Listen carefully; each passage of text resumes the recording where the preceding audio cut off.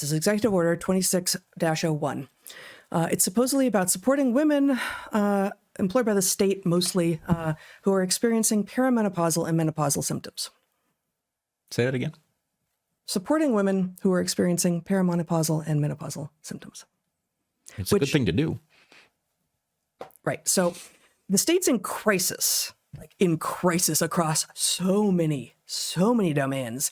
And he's making a nod to a demographic that is real. Do women experiencing menopause exist? Yes. Do women experiencing perimenopause exist? Well, another time, another day, we will get back to whether or not that brand new diagnosis actually makes sense. But let's say yes for now. Let's say yes. Can it be treated with a statin? Not yet, but I'm sure we'll get there.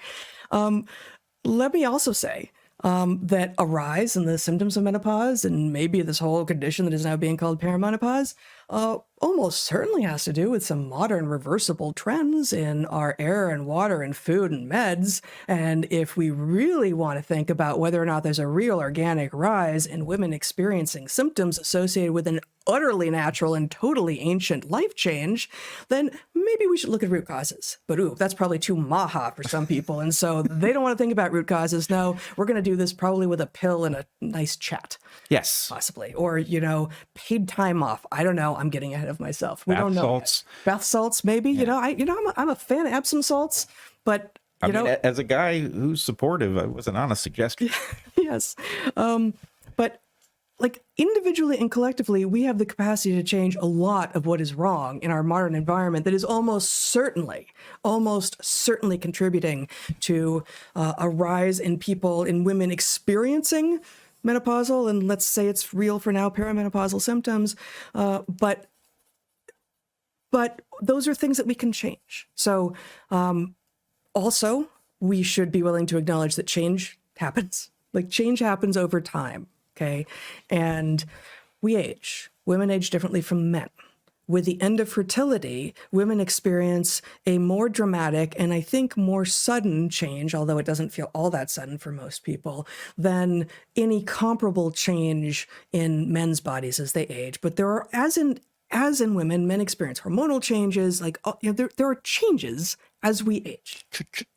Change. Yeah. I'm not going to try to sing Bowie here. You already did the men's chorus. That was great. Yeah. I'm not going to sully Bowie by trying to sing him now. Yeah. But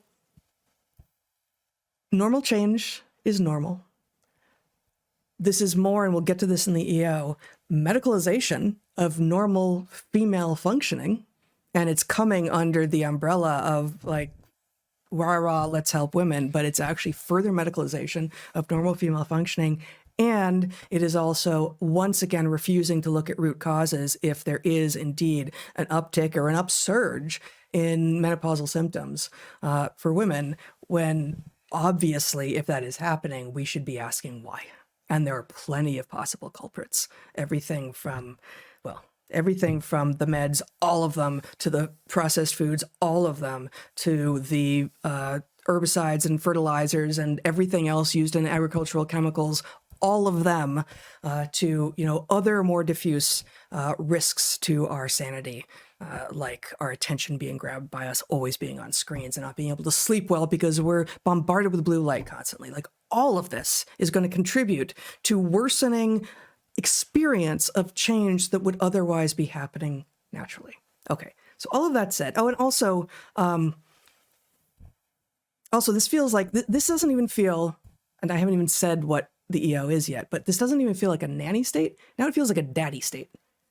This is women, once again, and I'm not the first to say this, we've talked about this before, but this is women to some degree, and I'm not pointing to any individual women on the commission involved here at all, who, instead of saying you know what, I'm responsible for myself and I have people around me who love me and support me and I love them and support them and I'm going to rely on myself. Women who choose not to have families are less likely to know that they have support around them and to feel the agency to make decisions for themselves, and are more likely to say, who can I go to? Let's go to the state. Let's go to the daddy state. And so this EO feels a little bit like that again. That's really interesting. I had not put that together, but yes, this bride of the state model. Yeah. And then you have Bob Ferguson. Yeah. Informally, he's the governor. I think his actual title is the empty suit in chief. But here he is pretending to be, a caring male figure who is empathic with females and the various, mysterious phenomena. Yeah, that does sound like a pandering move of the state to which so many women are now brides. Yep.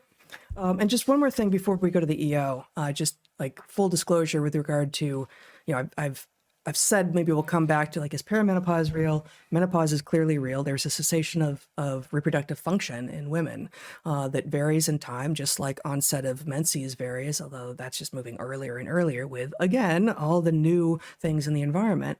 But I will say that I actually, years ago now, in 2019, much to my surprise, experienced a sudden and intense onset of hot flashes that prompted me to dive deep into literature. And I'm on HRT. The only pharmaceuticals that I take are estrogen and progesterone. They work for me. I go back in and to the literature and consider my own experience with them often. So I'm not here to say that none of this is real. Women's pain is fake. There is no change. There is no need for intervention ever. And I'm not dismissing menopausal symptoms as insignificant. They can be very real, but that doesn't make what's happening here with this EO anything like the right move. Okay. So let's see, let's pull this up. Executive Order 2601, addressing menopause-related workplace accommodations under the Washington Law Against Discrimination.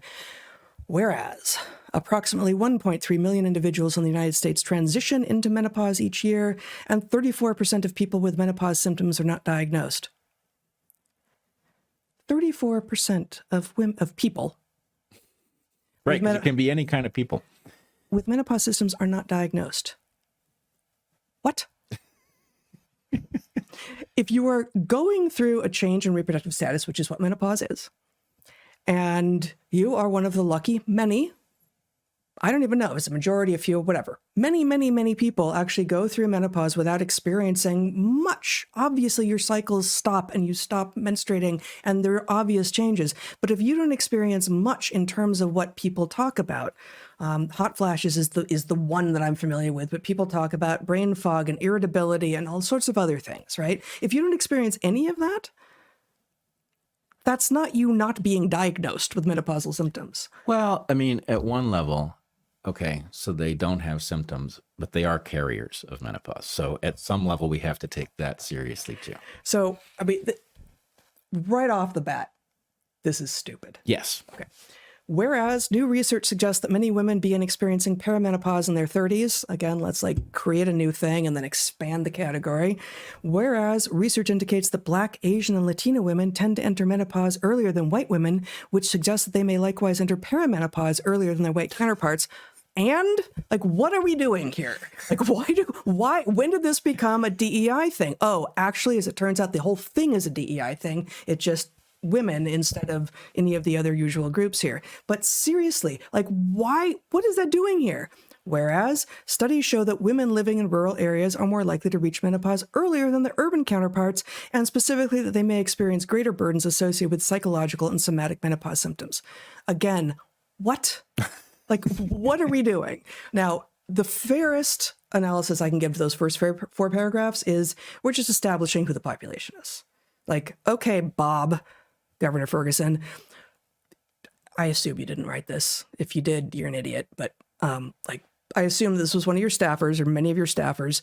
And the first four paragraphs are just serving to establish who the demographics are who are going to be mostly served by this non-existent, non-interesting EO. Okay, executive order. So we'll give those four paragraphs a pass, sort of, except for the 34% of people with menopause symptoms who are not diagnosed, which is absurd.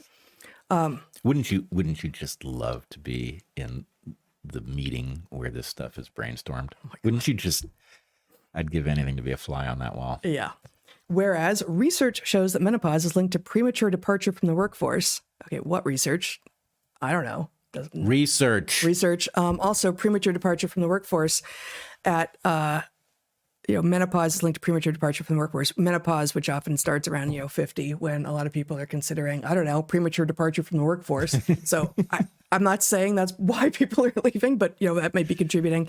Whereas a recent study. Where is it? A recent study found an association between increased menopause symptom severity and negative work outcomes, resulting in an annual estimated $1.8 billion direct loss to the U.S. economy. Holy cow, that's a lot. Where's the study? And it's not a lot, actually. Well, but like that's ridiculous. Again, address the underlying causes. If what you're doing is asking people, did you ever have a day when you experienced hot flashes that were so bad that you had to take a sick day that you weren't expecting to take? And they say yes, then that's going into this analysis. Just like, earlier in their lives, presumably some fraction of women who experienced really bad premenstrual symptoms occasionally said they had to take a sick day due to pain from cramping. And what are we doing to address that? Are we going to just stop the bleeding? Well, actually, that was tried, wasn't it?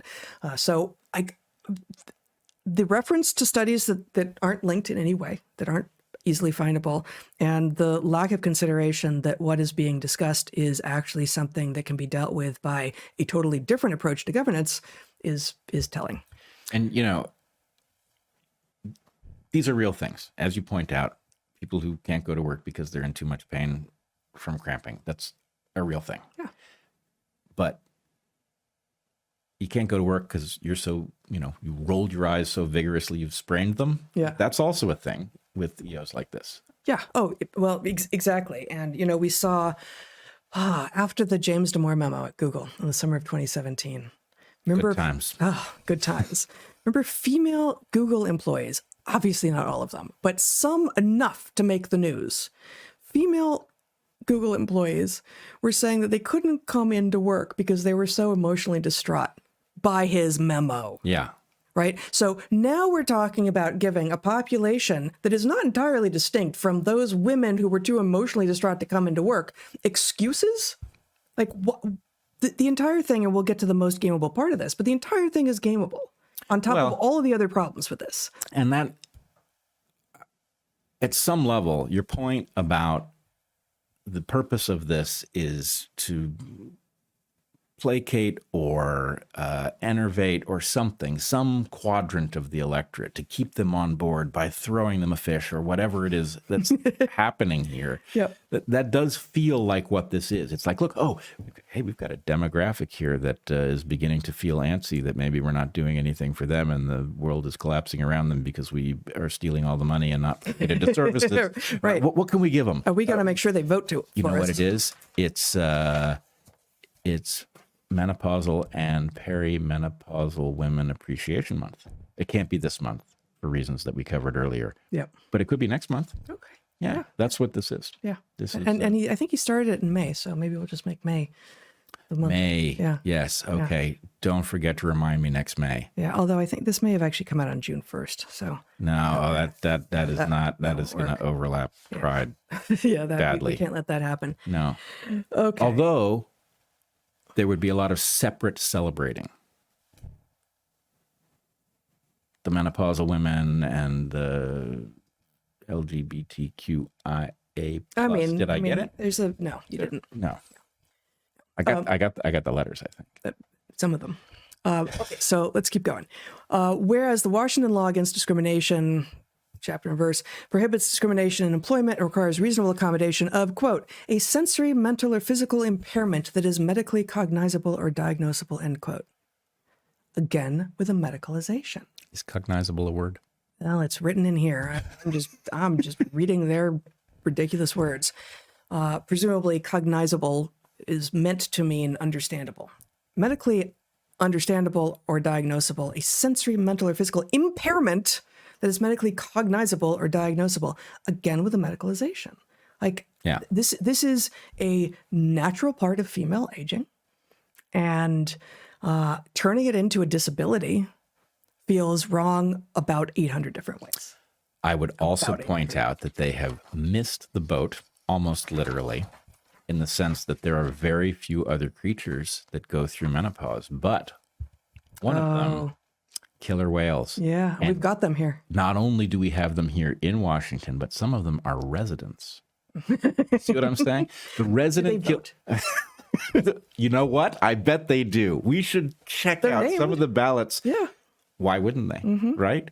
I mean, the people tracking them, we know their addresses. Pod 4. Totally. I'm sure ballots are filed on their behalf. Whether they actually have engaged in voting, that's dicier. Okay, so I mean, if Bob Ferguson wants to write an EO for menopause support in orcas, I'm in. Just for the novelty. Just for the novelty.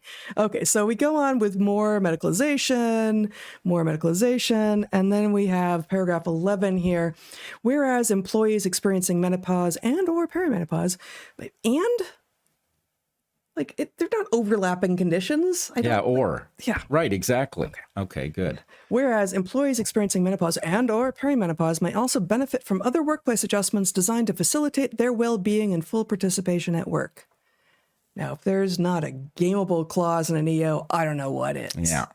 Any woman experiencing symptoms, it doesn't even say symptoms. Employees experiencing menopause and or perimenopause. It's just time of life. Just like if you are between the ages of, and I don't know, like let's call it like 35 to 55, may also benefit from other workplace adjustments designed to facilitate their well-being and full participation at work. Gameable, and will be gamed. It is a game. Yeah. Next paragraph. Whereas the Washington State Women's Commission exists to improve the well-being of women and girls by enabling them to participate fully in employment, considering their unique needs, and promoting policies that address issues relevant to them. Well, that raises the question of what the Washington State Women's Commission is.